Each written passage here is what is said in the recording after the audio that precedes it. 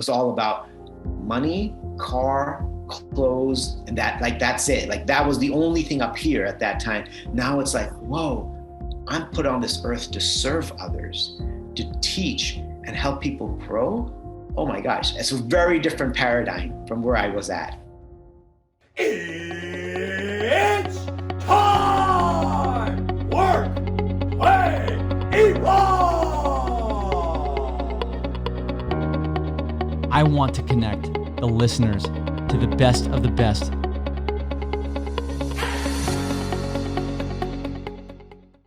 Welcome to the Evolved Broker Podcast. I am your host, Pat Costello, the co-founder and principal at Evolve MGA. Our mission for the podcast is to bring the insurance industry the best of the best. My guest today is a mindful leadership expert. In the 80s, his family jewelry business in LA generated millions of dollars, but they went completely broke after a fire at their manufacturing plant. While on a search for meaning and purpose in his life, he decided to become a monk. He spent 15 years living as a monk in one of the busiest parts of New York City. He's an author, a speaker, and a coach on mindful leadership, resilience, team building, and stress management. In a world that's filled with digital distraction and overstimulation, his strategies for mindfulness and focus are more important now than ever. They apply specifically to people in the working world. My guest is named Pandit Dasa. If you are in the corporate world looking to achieve work-life harmonization, more focus, more peace, more joy, then this episode is for you. Please download, subscribe, and leave a review on whatever platform you are listening on, and feel free to reach out to me at pat@evolvedbrokerpodcast.com with any comments or suggestions for the podcast. Today's episode is sponsored by First Insurance Funding. First is the leading premium finance company in insurance and is known throughout the industry for their personalized service and quote flexibility. If you're tired of sending quote requests for smaller premiums to multiple companies, not leaving enough time to negotiate larger opportunities, then choose First as your primary financing source and experience the First difference today. Without further ado, here's Pandit. Pandit, welcome to the Evolved Broker Podcast. Thank you, Patrick. Super happy to be here. I am really interested in your story and some of the insights that I know will be really valuable for really any audience member that's listening to this, especially in the working world, in the insurance world. And I'm hoping that you can start off by telling the story about what happened to your family jewelry store in Los Angeles. Well, my parents, before they had the jewelry factory, the jewelry business, prior to that, they had very simple and humble beginnings. They they had a small shop on Venice Beach, and they were selling gift items 7 days a week, driving about 40 minutes a day each way, and just very simple. Those on the boardwalk of Venice Beach, those shops that are set up, they were one of those. Mm-hmm.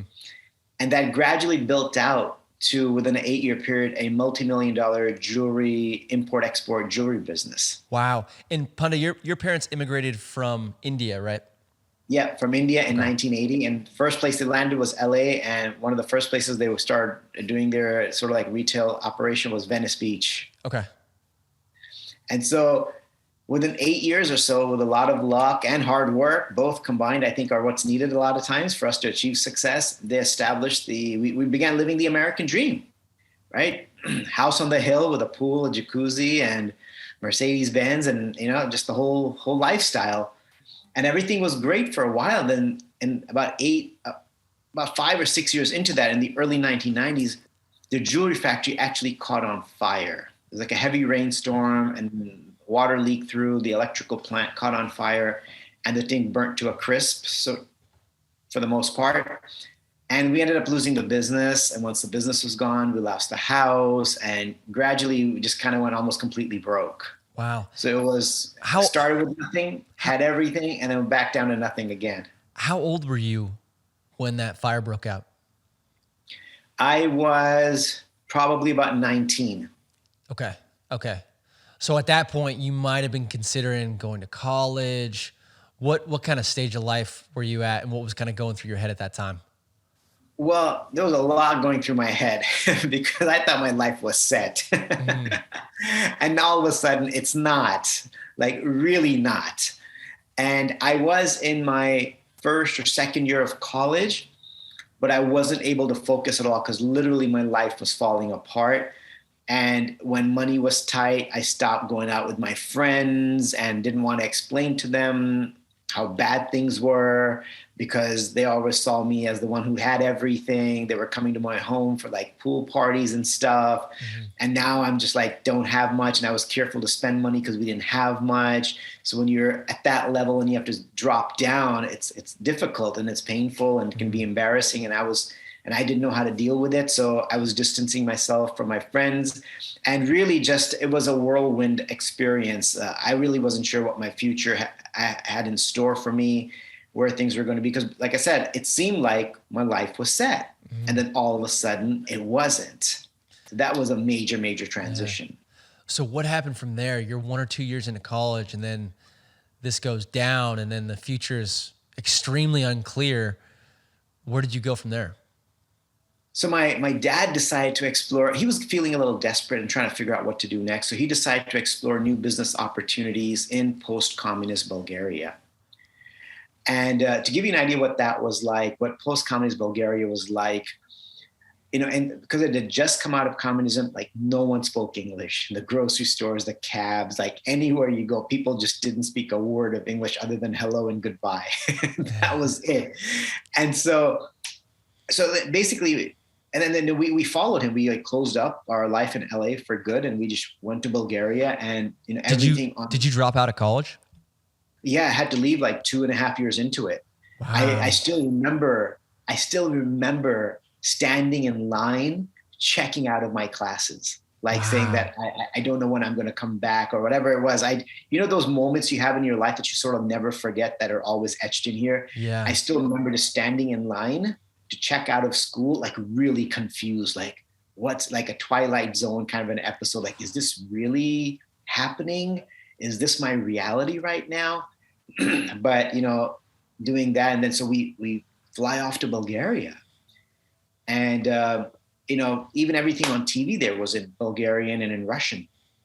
And the movie theaters, I don't think allowed American movies. So whatever movies they did have were several years old.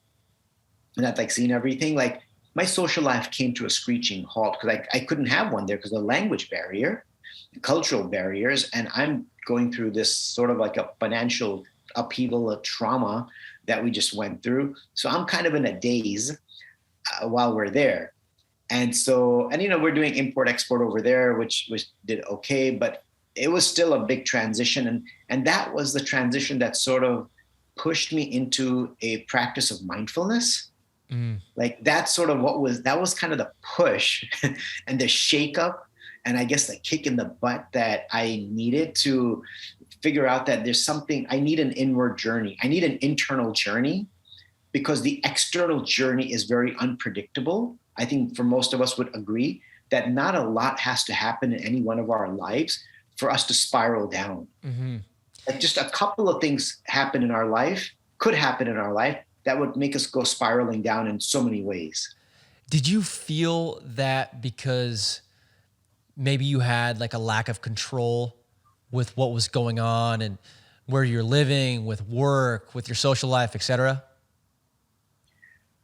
What do you mean exactly? Like lack of control? Did you turn inward to mindfulness because you felt a lack of control with the external environment? I think it was just many factors. It was just the upheaval that I had went through. And, when you come out of something like that, or you're coming out of something like that, your head's just sort of spinning. And so you need something to ground you, you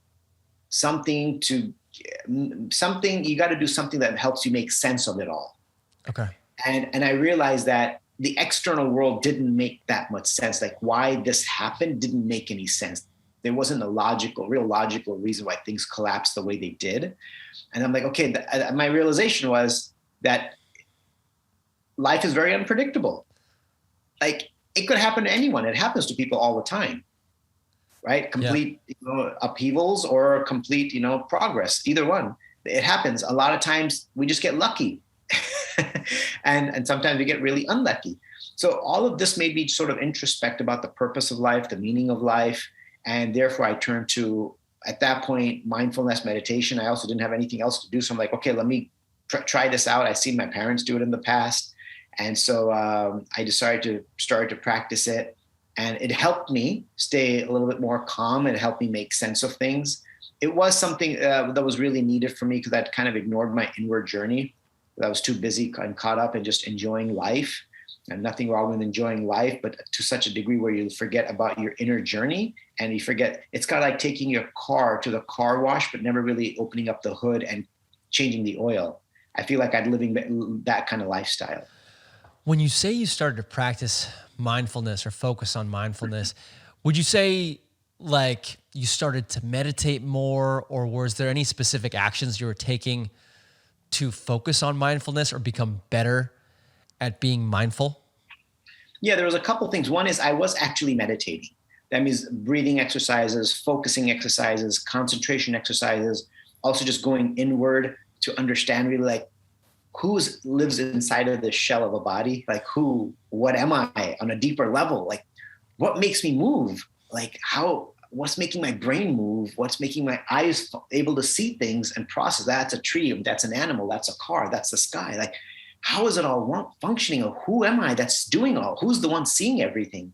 Who's the one touching? Is it me, the physical body? There's something more. So I was reading some books of wisdom from India, and I was doing the mindfulness meditation practices. So it was interesting because usually when people want to do this, they go to like India or Thailand or some yoga retreat. I was in like post-communist Eastern Europe doing this stuff by myself. That's so funny. So it sounds like this was like the initiation point in your journey to get into the monk lifestyle. So how did you get from Bulgaria to, I'm guessing, India and then back to New York City? Yeah, so we spent about 2.5 years in Bulgaria, and the country was so unstable and even a little unsafe. So after a couple of years, we said, we got to get out of here before something crazy happens. And law enforcement wasn't really like on your side, if anything did happen. Yeah, it was one of those things. So without saying too much, I think people can figure it out. Mm-hmm. We came back to the U.S. and my parents started a retail business in Manhattan. Helped them with that a little, but the shock of what had happened didn't like really leave me, and I kept thinking about like, geez, what the heck just happened? And here I am now in like New York, New Jersey, from like LA to Bulgaria to here. And even here, I didn't know anybody. And so I continue to question life. Something is going on and I feel like I have no control over this, and where is it going to end and what's going to come out of all of this? It just seems so crazy. And then finally in 1999, I said, I just need to take a break. I'd met some monks in the New York area, and then I decided, let me go to India, live with monks and really learn how to do all of this properly, meditate properly, understand life properly, see what they're reading, what they're studying, how they think, and maybe I can adopt that into my life. I wasn't thinking of becoming a monk. I just wanted to go stay with them for a while and learn from them. Mm-hmm. So here I am. I fly off to Mumbai, India. So like a super busy city. It makes New York City look like the suburbs, honestly. Wow. It's got like 22 million population as opposed to 8 million for like New York. And the monastery is in the middle of all of it. There was 40 monks living there. Everybody slept on a hardwood floor. It was pretty hardcore. No one had mattresses or beds. Yeah. Their own rooms. Pandit, did you have a mentor or a contact or like a family member that was really influencing your like the beginning of this journey, and like who you're staying with, for example, or someone that you trusted that was already a monk? Was there someone that was influencing you making that trip to India? Yeah. There was a mentor in New York. He was a monk at that time, and he had made the suggestion that, I may want to check out the monastery in Mumbai. It's a really good one. They have a good training program. And so him and someone else also kind of helped me just get to that space and get entry to stay there, because they didn't really have they didn't have any guest rooms. So I was just like living with the monks and, like they had 3 big common rooms where everybody slept at night. So it's like a dozen monks per room sort of. and so then, everybody woke up at 4 because the meditation started at 5 and it would go on for a few hours. And then after that, the rest of the day was spent in service to one another, service to the community. So basically, if it was it was a life of simplicity, humility, service, not having many possessions, and just really reflecting on life and serving others. And so, I wasn't sure how long I'd last, living that way, but somehow I actually fell in love with the simplicity of it. And I realized I had this one epiphany where I was like, I feel more content now living this way and just living out of a small suitcase than I was when I was a millionaire. Like something just hit me. I'm like, I actually feel like, okay, I had stuff at that time as a millionaire, but there was something missing in my heart. But now I didn't have the stuff, but something in the heart was filled. And I just remember that as well, again, one of those moments you're like, this is something interesting. Like I never expected to feel this, like a contentment. And so I realized that there is something more to life than just money and fame and all of these things. And if we don't have that, then the money and the fame will actually drive us crazy. That's really interesting. So would you say that your like general happiness level living in a monastery in India, would you say it was higher than being back home in New Jersey, New York with your family, running the retail store, kind of living a normal American life? Yeah, for sure. I mean, I was finally having deep conversations. I think that I was always questioning, but you have that kind of a conversation with someone about life, they'll think you're weird. Mm-hmm. Like, why not talk about sports, or why not talk about this person or that person or this latest show or this movie? That's kind of that's the conversations we have growing up. Usually we don't sit down with a friend and say, like, how do you think we actually got here? What do you think happens after death? You think there's more out there in the universe than just us? Like, you don't talk about that stuff with friends that much. And so these are the kind of conversations I started having with the monks, because they thought about these things quite a bit. And they talked about karma, like why things actually happen to us, how life it is all like a cycle. You do something good or bad, it's going to come back, make its way into your life somehow or other. It's going to show up. No escaping karma. Like literally, no. You think you can get away with stuff, but actually you don't. It's like there's a record. It follows you around, and at some point in life, it's going to show up. And then we'll get angry that it's happening to me, because we fail to make the connection of the things we've done in the past and how could be coming from that. So this was very fascinating to me. This helped me deal with the losses that I'd experienced. And it was a difficult thing, because now I was confronted with the idea that whatever happened to me, did I do something to deserve that? And I'm like, wait, no way, not me. I'm too good. I'm too nice a guy to be deserving something like this. But then I had to at some point grasp that, I don't know the bigger picture in life. Who knows what I've done and to deserve this? I just start to believe that there's a reason that everything happens in life. Mm-hmm. There's a reason behind it. We always don't know the reason, just like a child may not know the reason why the parents are forcing it to study. It may not understand that. Theoretically, like, yeah, I'm supposed to grow up and I'll learn stuff and maybe get a job and it can't process all of that. So I'm like, well, I'm probably still a child when it comes to the game of life and in the universe. And so let me accept that I'm perhaps a child and that I don't know everything and I don't have all the answers, but answers will come as and when they need to. So that was something I was confronted by, and I had to accept that, I had to make peace with the fact that whatever has happened and whatever is happening for my growth. It's happening for a reason that I may not understand, and it's okay not to have that understanding right now. That sounds like it must have been a really calming epiphany. It was like being submerged underwater a long time, and then you get your head finally out of it. That's what it felt like. Yeah. Yeah. Wow. So what was the day-to-day routine living in India? So basically, like I said, everybody got up at 4:30. There's a mad dash to use the communal bathrooms. So yeah, like 40 monks, like charging towards the bathrooms, and there's like 6 or 7 of them for the 40 monks. So there's a couple. You have to wait in line patiently, and then you had to be in the hall at like 5 a.m. That was like the rule for the monastery.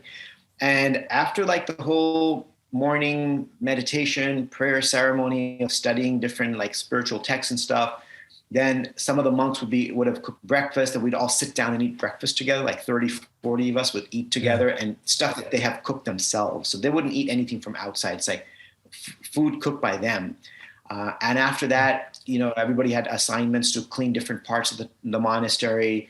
And after that, because you got up at 4, it's already like 10, 11. And there was a little time if you wanted to take a quick nap, you could. Yeah. And then there'd be a time where everybody'd come together and study different spiritual texts. We'd spend like an hour and a half studying. Then there'd be lunch. And in the afternoon, different monks had different duties. Some would be translating things into English books. Some would go out to different university campuses and give talks to the students. So there was some would go to people's homes and where they'd invited their friends and give talks on spirituality to them. So I was just sort of shadowing a lot of these monks, just like, this is what they do. This is really interesting. Yeah. And so that's kind of everybody. And then by 9 or 10, everybody tried to get in bed because you got to be up by 4, no matter what. Right. Yeah. Early wake up call. Do monks have to abide by a specific diet?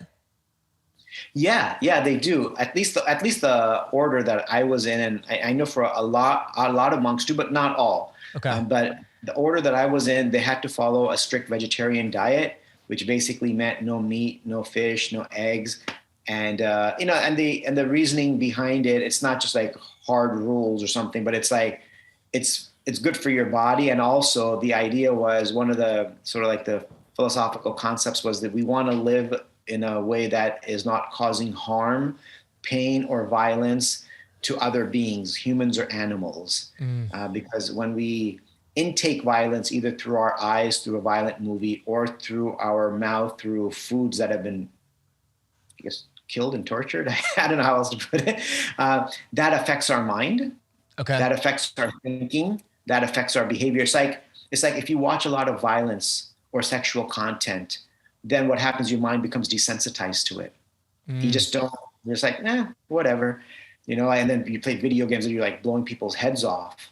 And then it just seems to become normal. Like, somebody gets hurt on the street. You're just like, let me just get out the phone and video this. This is kind of cool. Yeah. As opposed to like, hey, let me see if I can help this person. So same thing, anything when our senses take in a product of violence where others have suffered and been in pain for it, then it does affect us as human beings. Mm-hmm. There's no way that when we expose ourselves to that kind of a thing, whether watching or eating things that have been exposed to violence, then it will affect us. And then of course, as a result of that, it affects your meditation, your ability to meditate, because it affects your mind, the way the mind thinks, affects your ability to meditate, and makes the mind a little bit more disturbed because of that. Because what goes in affects the mind, right? Yeah.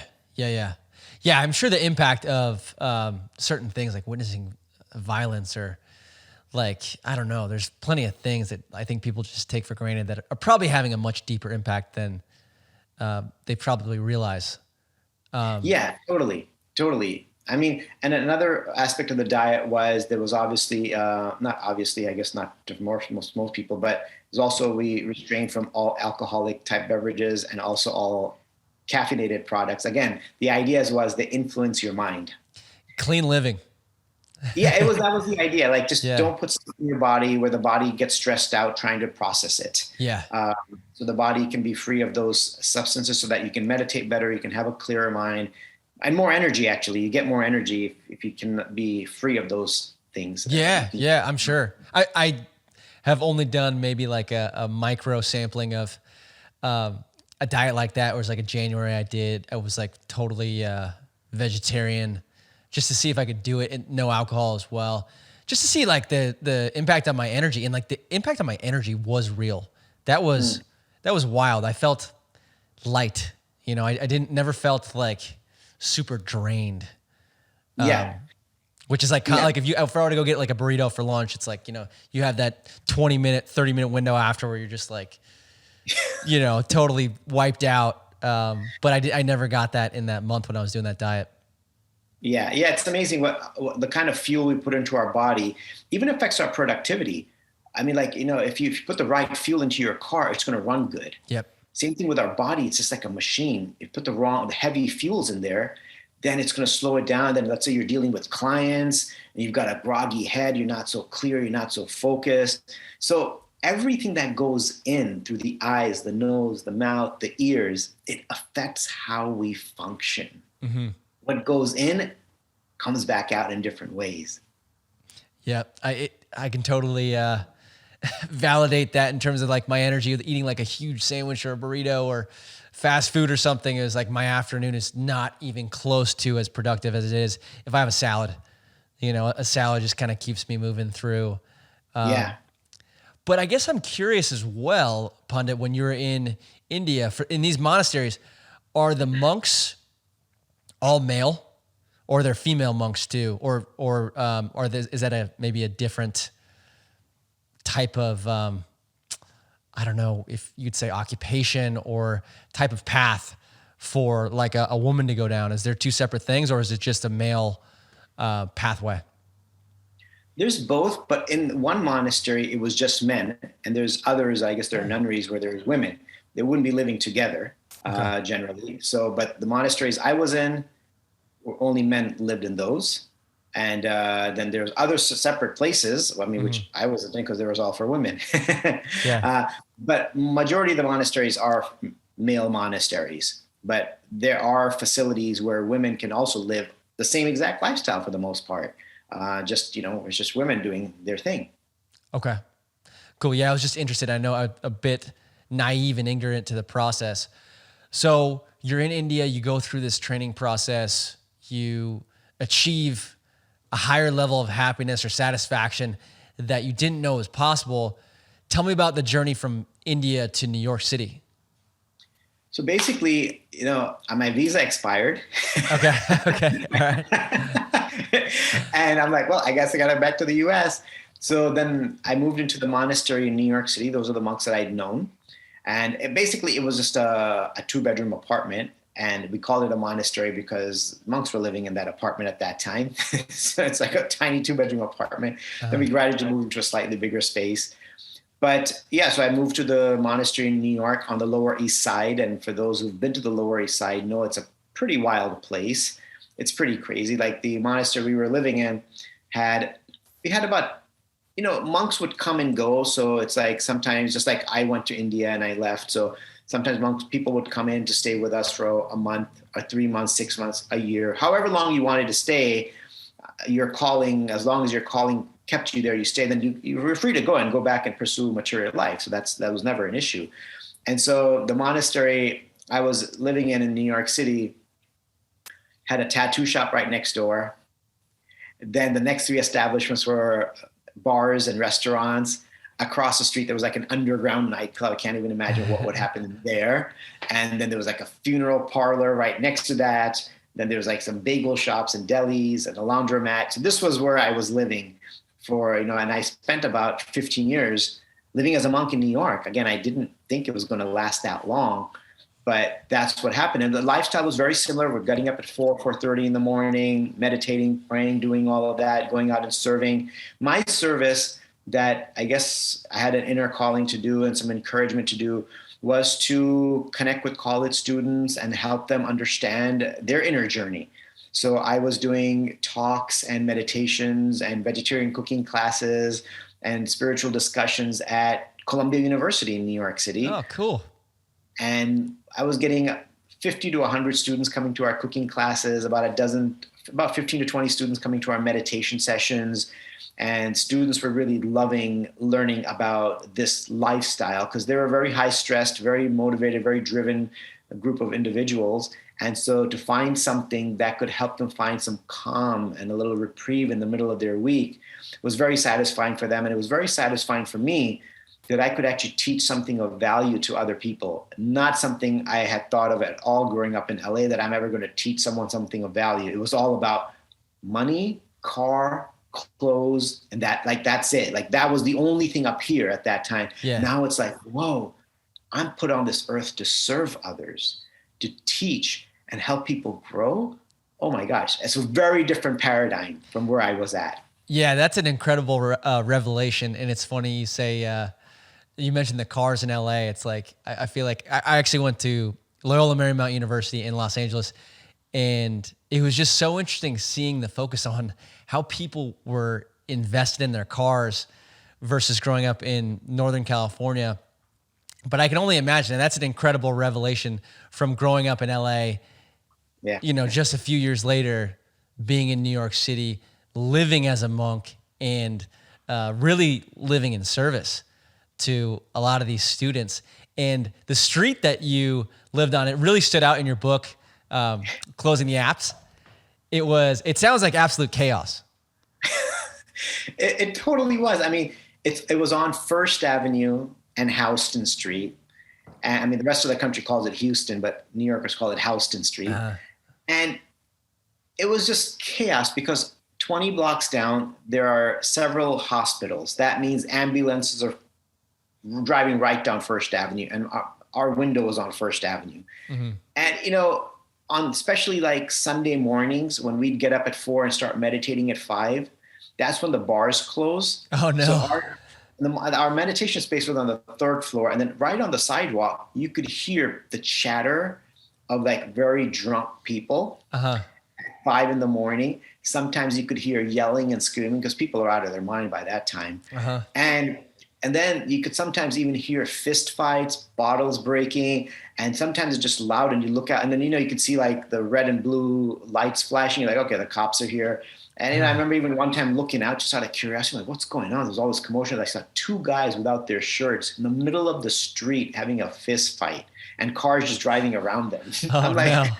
That was the environment of the monastery. It doesn't get any crazy. Like when most people think of, if I tell you, what do you think of monastery? Mountains, trees, isolation, lakes, isolation, a cave, peacefulness, birds, and lawns, grass. Not like 2 guys without shirts and having a fist fight at 5 a.m.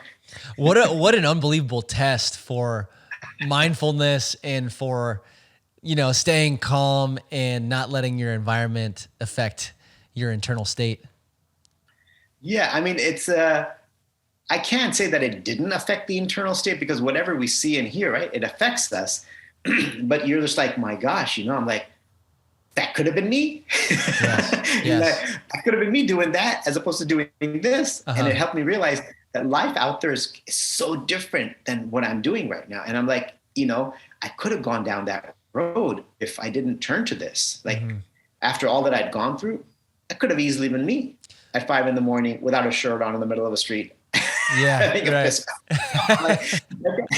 like it could be you. We could all be that person. We sometimes are like, oh, that we would never do that. I could never do that. Never say never. Like, I'll bring this point in. It's obviously been talked about around the world about what happened with Will Smith, right? Yes. And Chris Rock. And I thought about it for like a whole week. First, I was like, I don't even know what to make of this. It was so shocking. And then I'm like, oh, that was so wrong of him to do that. And then I thought about it more. I'm like, you know what? It wasn't right, but any one of us could be driven to do what he just did. Anyone who says, never me, I'm like, you're lying. Because that means you don't even know yourself. You're telling me there's nothing I could do to you that would make you slap me or hit me in public. Like there's nothing I could do to you or your family right now. Right. You wouldn't jump at me and beat the crap out of me. Like we could all be pushed as human beings or animals, pushed to a point of attacking someone. And it just tells me that I don't know what's happening in that man's life, not excusing what happened. Totally. But instead of just judging and blaming and all of that, like he's human. He has emotions. He has feelings. We don't know all the things that happened that led up to that night for him. What happened in his family, his professional life, in his social circle. We don't know where he was. Maybe he was at a tipping point. Yep. And then one look by Jada snapped him. And even to think about the fact that somebody could do something in such a public and sophisticated an environment. Shocking. That means there was some extreme stuff happening. Yep. his life, which we have no clue about and no access to. And so therefore, I think we just need to hold our judgment to ourselves and keep looking in the mirror like, hey, that could be me. Let me be more careful. Seriously. So my I point totally is, agree with you. right? It could happen to any of us. So that's when I was thinking like, that could be me also out on the street, you know? Yeah. Yeah. Clearly the action was wrong, but it's like, how can anyone relate to there's very few people that I could relate to Will Smith's position, being a celebrity like that, the career he's had, the personal relationships. I mean, his personal relationships have been in the news for the last few years. And so, you know, who knows what's going through Will Smith's mind, and for someone to judge what's going, you know, his personal situation. I mean, that's pretty tough. I mean, I feel like the action, there needs to be some consequences for it, obviously, but judgment of someone else like that, I think needs to be reserved. Yeah. And right? I think as people, unfortunately, we love tearing people down, especially somebody the more successful you are, the more others enjoy tearing you down and bringing you down. And I think that we should not stop looking at the good things he has done in life, the good messages he has put out there in life. Like, it doesn't invalidate all of those things. He had a human moment. It doesn't invalidate, you know, and I won't get into it, but some of the biggest leaders in our history, historic figures, have had some crazy stuff in their personal lives that we never talk about, simply because of all the good they did. Like really immoral, unethical things that they've done. When you read about them, you're like, holy cow. Yeah. Okay, but you see any of that, people are going to jump on you. But they've lived a lot of stuff. What they did was quite immoral in their own personal life, even though they did a lot of good. So we can't ignore the good. We have to be able to look at everything side by side. Yeah. We have to look at each other side by side and whatever's happening in life. And I also have one thing I learned in the monastic life. The more I judge someone for something, actually that same thing is very strongly likely it's going to happen to me too, because I judge someone for it. Like if I judge him, the universe is going to force me to embarrass myself in front of a bunch of people. And that's something like I've seen it happen in my life. After I got into the monastery, when I found myself judging people for something, I ended up doing the same thing. I'm like, oh my gosh, I thought I'd never do this. And then it happened again and again. I'm like, you know what? I think it's because I keep judging people for something that I end up doing that same thing. Because you start meditating on it very strongly, and then you end up somehow the universe says, okay, your turn, buddy. Here you go. Oh, no. You judging people about them doing this or doing that. Here, let's put you in their shoes, and now you can eat a little humble pie. Yeah. Wow. Yeah, that's very interesting. Well, Pandit, so you spent 15 years living as a monk in New York City, and now you are an expert in mindfulness and applying mindfulness to organizations and individuals in the working world, dealing with things like work-life balance, dealing with things like negative thoughts, stress management. Can you talk about some strategies that people in the working world can use to become more mindful and decrease stress and I guess be more at peace in an environment that's constantly driving your attention from one screen to the next screen to the next screen to the next screen? Yeah. I mean, one thing it's important to understand is that mindfulness is not something that's practiced just by monks. It's not something that means now you're becoming spiritual or religious. There's plenty of research suggesting that a secular practice of mindfulness is incredibly beneficial. There's an article in Forbes that says it can make you more productive. How is that, right? Because you're like, oh, well, it makes me more peaceful and calm and more detached. No, what happens is like, the title of my book, Closing the Apps, when you close out the apps through these practices, the apps because we've got so many apps open in our mind, garbage, just a ton of garbage filled up there, right? So we're just thinking about stuff that's not even relevant from 5 years ago, from 10 years ago. Why did he do that? Why did she do that? That shouldn't have happened to me. I deserve better. Fine, let's focus on the present. Otherwise you'll miss this moment too. And this will be in the past and you'll be thinking about the regret that you had, about all those things that didn't happen. So mindfulness helps us close out the apps that we don't need. And then you get more done. It's like if you're sitting in traffic and if somebody clears the traffic, you make more progress. You're more productive. That's what mindfulness does. There's another article in Psychology Today that said it can decrease anxiety, depression, and stress. And those are on all-time high right now, all of those. And the Harvard Business Review says it can boost emotional intelligence, which allows us to understand other people's perspective. And in an organization where you're working in teams, and pretty much everyone is working in teams to some degree or another, if we can't understand other people's perspective, then we won't be cooperating with them. We won't be communicating with them. And that means there'll be no collaboration. Yeah. So mindfulness, the practices involve breathing exercises, focusing exercises, taking moments of gratitude, taking moments to appreciate the contributions of your colleagues, because our ego makes us think only about us. Look at my contribution. I've been here so long. Look at all that I've done. Yeah, but look at all the things other people have done too. Do we ever just stop and say, you know what, I'm going to take 3 minutes, 5 minutes and think about, man, this person's done all of this for this team. And this person's been doing all of this for this team. And wow, there's an amazing person who comes in the evening and cleans the whole office. And if they didn't clean, we'd be working in a dump. Appreciate them too, right? Yeah. Mindfulness means not just only being aware of what we're doing, but also being aware of what our colleagues are doing and having that appreciative mood towards our colleagues. And these breathing and focusing exercises allows us to close out those apps. And see, the deep breathing exercise that I guide audiences and corporate audiences through, they actually help not only close out the apps, but also research shows that it calms our emotions and nerves and also helps regulate blood pressure. Because if you notice, we're not taking deep breaths right now. We're just getting by. We're literally breathing enough to get by. But a deep breath is like, when do we do that? We almost never do that. Yeah. Yeah. There's huge benefits and perks to doing it. I think, at least me personally, I need to figure out how I can do it more strategically. But as I was reading your book, I mean, the benefits of awareness, self-awareness, awareness of your environment, better focus, better ability to prioritize. Like when you talk about productivity, you know, it's like I have all these things coming at me, who's yelling the loudest, but what's most important, you know, having that ability to reset and realign what you need to go after first and foremost. And maybe that's a combination of professional and personal things, but is there any specific strategies? And I know we talked about a meditation practice prior to jumping on the recording, but are there any specific daily strategies that someone in the working world could do to get better at mindfulness or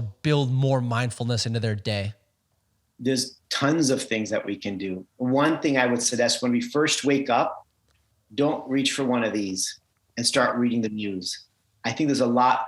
The news is the news, okay? You're not missing anything if you skip it in that time. You could see it later. Wake up and just take a moment to feel grateful that you woke up. It's a big thing. We woke up. We don't know what's going on in the body. Yeah. Take a moment to feel grateful for some of the things happening in your life. That means you're kickstarting your brain with positivity. Mm-hmm. Right? Mm-hmm. Take 10 deep breaths. If there's a couple people in your life that you're grateful for, think about them and say, wow, I'm so grateful that they're here. I'm so grateful that I have food to eat. So grateful I have a roof over my head. A lot of people right now don't. Throughout history, there's always been a lot of people that haven't had that. So the basic things in life, just take a moment of gratitude while you're still in bed. Right? So that's one thing. Okay. And then if you're starting your workday and you're about to go into a meeting that you think may be stressful, you have to talk to clients or maybe deal with colleagues that you don't see eye to eye with, like, you know what? It's going to be a crazy meeting. I need to feed my mind right now.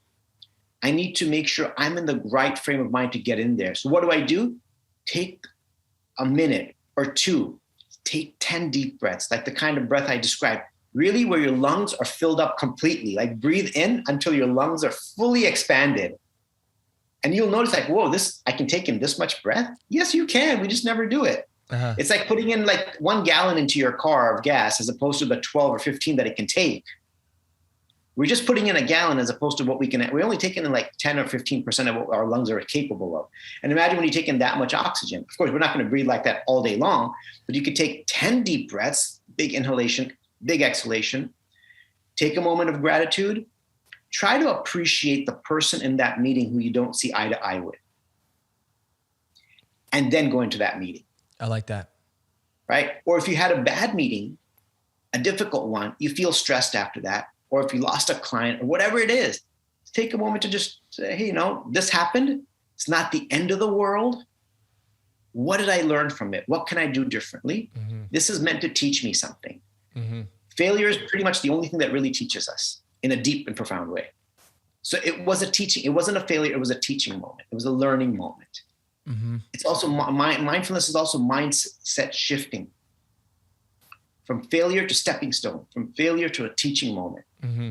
So we do those. And then, of course, before going to interact with your family again after the workday, take a moment, sit in your car, wherever you are before you interact with them, take a few deep breaths, appreciate their presence in your life and all the good and value they bring to your life, and then go interact with them. Mm-hmm. Right? Mm-hmm. So mindfulness can be inserted, like you said, strategies. You don't have to do 10, 15 minutes all at once. I would say do 1 to 2 minutes, 2-3 times a day. Who can't do that? Mm-hmm. If someone says, I can't do that, I'm like, well, then there's something about your life that's just not going right. We need to reevaluate the whole thing. Like 1 minute or 2 minutes of breathing and gratitude a couple times a day, anyone can do that. You can do it in the shower. Right. Yeah. So in these specific periods of time when we are trying to be mindful, is it always a focus on gratitude, or for example, like maybe the positives about a given individual, or about what you're looking forward to the next day? Or are there times for mindfulness when you should be focused on nothing? Because I asked that because I heard on a separate podcast, there was kind of a philosopher type guy named Naval, who's big in Silicon Valley, tech investor, but he was talking about utilizing, or in his meditation, he's just focuses on awareness and focuses on the thoughts that come into his mind. Is there a strategy like that you'd recommend as well? Or do you kind of see them as just two different paths? No, as I mentioned, there's a bunch of things we can do, and it's hard to talk about all. I mean, I know I talk about a lot of it in the book. But one thing is part of when I do guide audiences, I do have an awareness exercise where I have them close their eyes and I tell them to look inward into their mind and become aware of the different thoughts that are going through there.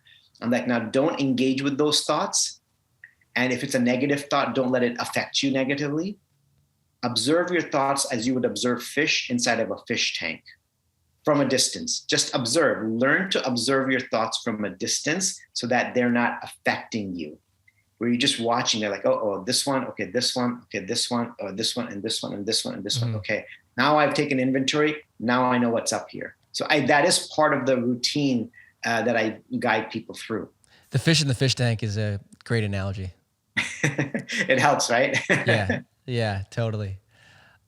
Okay, well, Pandit, when people talk about work-life balance, what comes to mind for you? Because I know that's one of your big speaking topics. I know that's an area where a lot of people have a lot of different opinions on work and personal life and how they interact. And a lot of times in the insurance world especially, it's tough to have work-life balance because you are subject to a client or a prospect hitting you up at a certain time, and you respond to them quickly generally has a positive impact on your relationship and your ability to close a deal. So how do you think about work-life balance? So it's fine that once in a while we have to respond at odd hours and late in the day or something like that.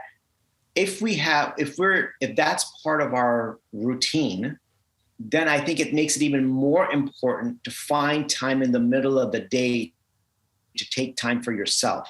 So I think part of work-life balance, the message is that self-care is not selfish and that it's actually essential. When the airline industry tells us to put your own oxygen mask on first, they're not telling everybody on that plane to be selfish. They're just telling us that if you're not breathing and conscious, you're not going to be in a position to help anyone else. So work-life balance means making sure we're finding and taking the time for our mental health, emotional health, and physical health. And there is no such thing as health without mental health. If that starts to go down, it's going to affect our emotional and physical health. And there's no need to be embarrassed if we need help from a professional for our mental health. Just like we're not embarrassed to go to a dentist for a tooth problem, and we're not embarrassed to go to a physician, some other physician for other body ailments, we shouldn't feel embarrassed to take care of our mental health. So work-life balance, for me, a big part of it means making sure we are nourishing our body, mind, and soul as much as we can so that we can be fully aware and conscious and be there for our family, our colleagues, and our clients. So I think it starts with taking care of ourselves. And part of taking care of ourselves means really just getting a really good night's sleep as much as possible. That means not sending emails while I'm sitting in bed, right? Not like doing this while I'm in bed about to go to sleep and then putting it away. No, if you really do need to send an urgent email, get out of bed, send it, because otherwise you've turned it into a workspace now. Right. And that energy can affect your ability to get a good night's sleep. I think you made a really interesting point there that self-care is not selfish, because I think a lot of people, when they look to do something that's self-care oriented, they might assume that it's selfish, or they might think that others would look at them and be like, that's a selfish act.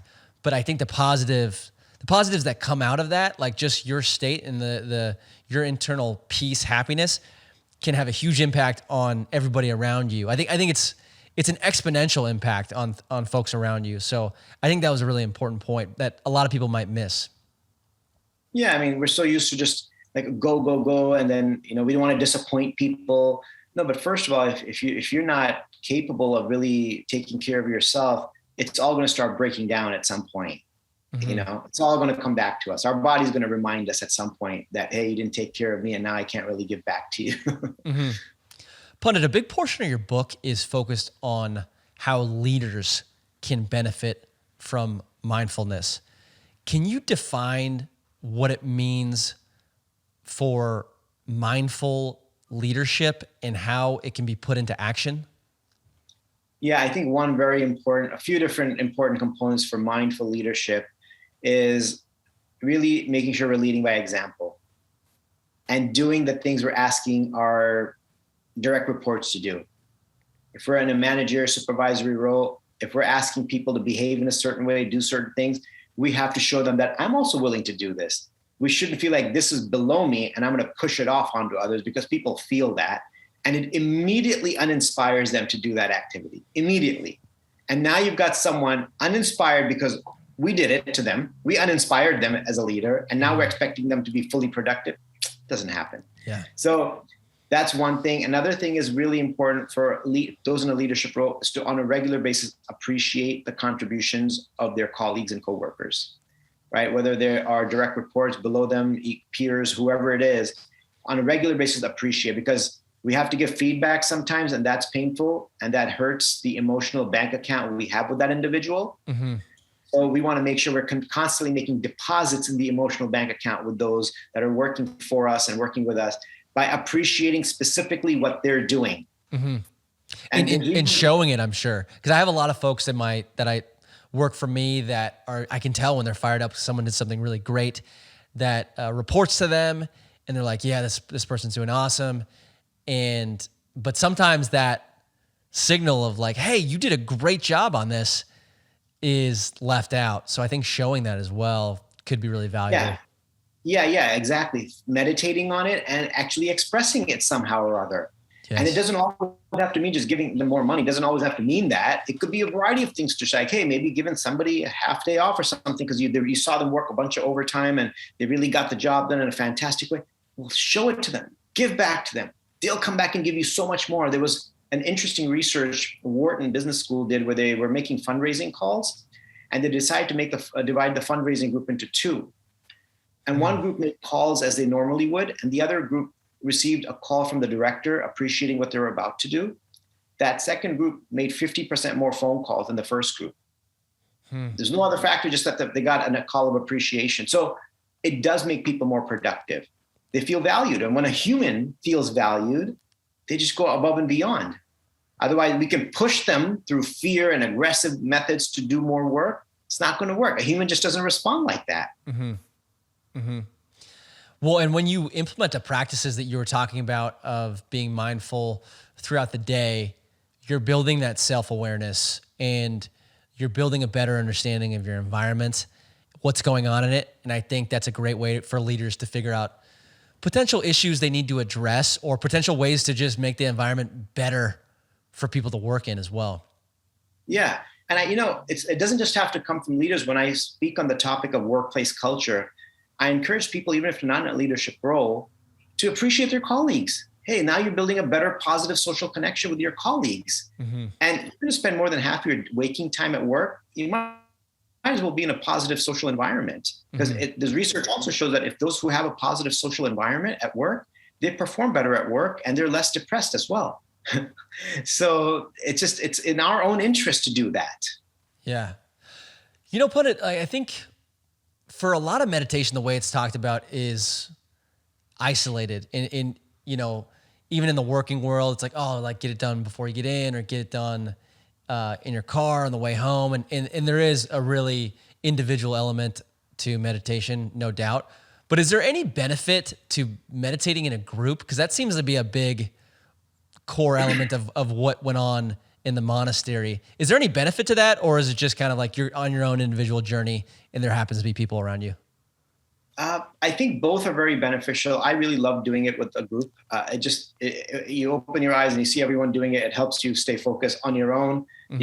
You could have start planning your whole day for the next 20 minutes while you're meditating, right? So that could still happen in a group. It just helps. It just helps when you have others. Like, why do people go to a gym? Yeah. As opposed to just buying weights and doing it at home? Because they get to see other people sweating and working hard. It's like, okay, everyone's motivating each other just by being on that treadmill or lifting those weights. So you put yourself in an environment where others are doing the same thing. It helps. But of course, in a corporate environment, that's not always going to happen. Mm-hmm. Sometimes I'll encourage groups. I'm like, hey, why don't you start your next meeting with 1 minute of breathing and everybody take a moment to express something they're grateful for in life and then begin your meeting. Mm-hmm. Just try that. And if it's too weird, then you don't have to do it, but I don't think anyone's going to mind taking 1 minute to do that. So I think that ultimately we will have to do that because it's hard to get a group together. Mm-hmm. I mean, after some of my talks, some companies have even created blocked off a certain conference room. Say, hey guys, this is available for you to use from this time to this time if you want to do the meditation. And some people have done that, implemented that in their companies, after my talks and stuff. So groups are great and individuals great. Whatever you can find, however you can find it. So we just gotta do it, to some degree or another. Okay, cool. I know I'm a little bit all over the place with these questions, but I notice when I meditate, a lot of times, especially if it's in the morning, my mind just starts going into what I need to do that day and like my schedule and what I need to focus on first.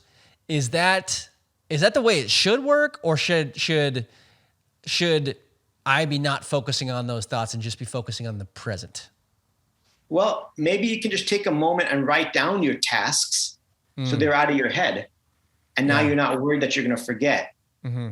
And maybe then get into the meditation. And then when you start thinking of other stuff, just try to gently push it out and stay in the present, knowing that you will get to it. Yeah. You won't forget it. It'll come back to you. When you get in the flow of work, it'll all come back. And plus you already have things written down. So even the night before, just write down what you really need to do the next day. Mm-hmm. So that way your mind's peaceful that, hey, I'm not going to forget anything. Mm-hmm. And so now it's there. And then at that time, now you know that the next 5 minutes is purely for you to be in the present. Anything starts entering, just gently push it aside. Your mind goes here, just gently bring it back like a puppy. It's going here, here, here. Just kind of bring it back, Yeah. I'll give it a shot for sure. Well, Pandit, I know we're kind of running up close to time here. I have one more question, and then we have 5 rapid fire questions to end the conversation. So if you're still good to go on time, we can move forward. Are you good? I have to head out in 5 minutes. Okay, 5 minutes. We'll rifle through really quick. But I guess one question really, really fast that I'm curious about is, you were a monk for 15 years in New York City, and obviously you are no longer living the monk lifestyle. What caused you to leave that lifestyle in New York City? Well, once a monk, always a monk to some degree or another.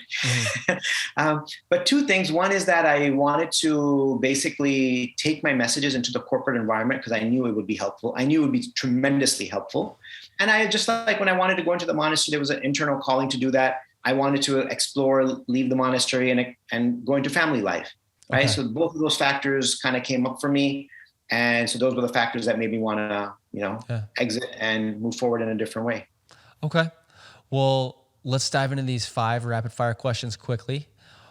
Who is the best teacher that you've ever had? I mean, by name or just like, there's a monk in India that I'm still in touch with after 20 plus years. Okay. There's a couple of them actually. So it's hard to say one, but there's a couple of them that have had an equal impact on me, but there's so many that it's hard to even name them actually. There's like at least 5 that have like a major impact on me, but I'd say 2 of those have had the most impact on me. Okay. And they're both monks. I guess I was curious if they're like, these teachers were going to come from your time as a monk or just outside normal life. They're still monks. Okay. Okay. What is your favorite neighborhood in New York City? Well, I kind of like the Upper West Side because it was much nicer and cleaner than the Lower East. Okay. Columbia University is there, so it had more of a college feel, and it was like, cleaner, bigger sidewalks. It was just a nicer, more pleasant environment to be in. Okay. If you could put one phrase on a billboard, what would it be? Self-care is not selfish. That's a great one. That was one of my favorite phrases that came out of the book. Okay. Would you ever consider getting back in the jewelry business? Not at this point. I love what I do way too much. I feel like I'm giving jewels of wisdom and knowledge now. So I feel like in one sense, I'm still in the jewelry business. That's great. Final question. What are you most excited for in 2022? So many things. I mean, I'm continuing the work that I'm doing in corporations, through media, and just, on college campuses still. I'm just very excited to continue doing what I'm doing. And I've also a year ago moved to Florida. So I'm also excited about just being in a new environment, but continuing the work I'm doing. So I'm just sort of excited of sort of everything that's happening in my life right now. And then if folks are trying to get access to you, Pandit, what is the best place for them to go? Should they follow you on social media? If they're interested in your coaching or your speaking, is there a way that you'd prefer that they access you? My website's in one sense the best way because it has everything that you all my coaching programs, the speeches I do in organizations. So you can find out what speeches I give and what kind of coaching programs I have. And it's panditdasa.com, just like my name, panditdasa.com. I'm also extremely active on LinkedIn and Instagram. Again, my handle is just Pandit Dasa, Panditdasa. So I post positive, inspirational messages literally at least once a day on both platforms, sometimes twice a day.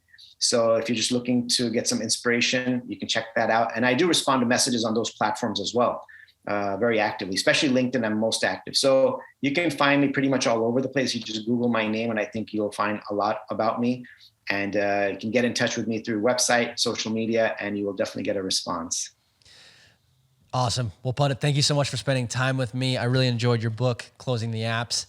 And I'm excited to see the response because this is definitely one of the more unique podcasts that we've had that applies, I think, really well to the insurance industry. So I really appreciate you coming on. Thank you so much, Patrick. It was a pleasure to speak with you about all of these topics. And I hope that some of the content was helpful, not just for you, but all the folks in the very stressful, busy insurance industry. So I hope you all found it helpful. Thank you, Pandit. I'll talk to you soon. Yeah, take care. Bye-bye. Please download, subscribe, and leave a review on whatever platform you are listening on. And feel free to reach out to me at pat@evolvedbrokerpodcast.com with any comments or suggestions for the podcast. Today's episode is sponsored by First Insurance Funding. First is the leading premium finance company in insurance and is known throughout the industry for their personalized service and quote flexibility. If you're tired of sending quote requests for smaller premiums to multiple companies, not leaving enough time to negotiate larger opportunities, then choose First as your primary financing source and experience the First difference today.